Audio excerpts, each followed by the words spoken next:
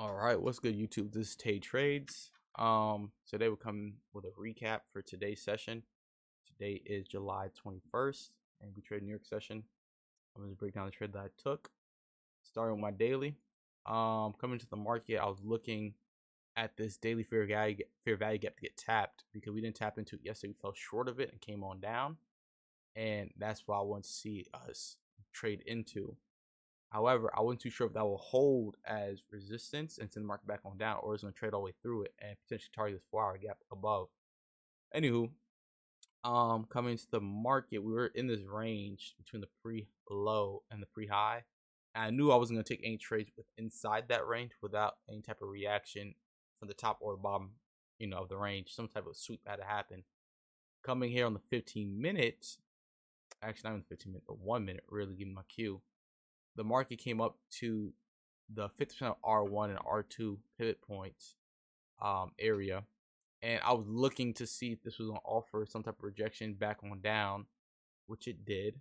So I missed this initial entry due to just not prepared to set up for it. I wanted to make sure I calculate my risk accordingly, and yeah, so I missed that initial entry. I got the pullback entry right here once I was a little bit below the gap, just to ensure I got into the trade.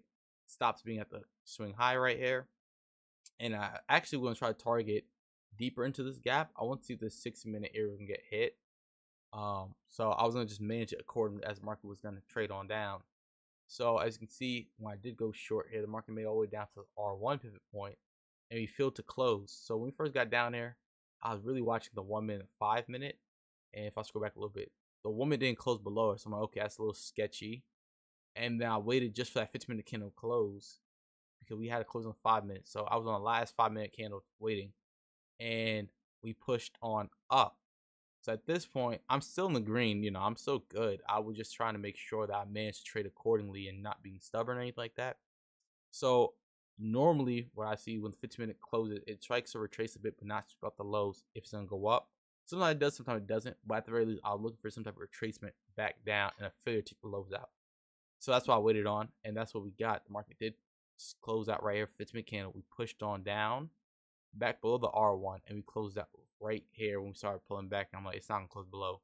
So I hit that close button expeditiously. The market did start retracing, come all the way back up, and off the R1, as you see, we started producing new highs. So if I was stubborn, held that trade, I would have gotten break even on that trade, or took a loss if I didn't move stops to break even. So overall, it's a good management day. Despite what I thought was going to happen didn't come to fruition. I managed accordingly. And to show, this was the trade. That is the trade entry. And this is the trade right before I closed out. A little after I closed out this trade, I didn't get the screenshot to really show, but you saw the executions already. But yeah, that's it for today.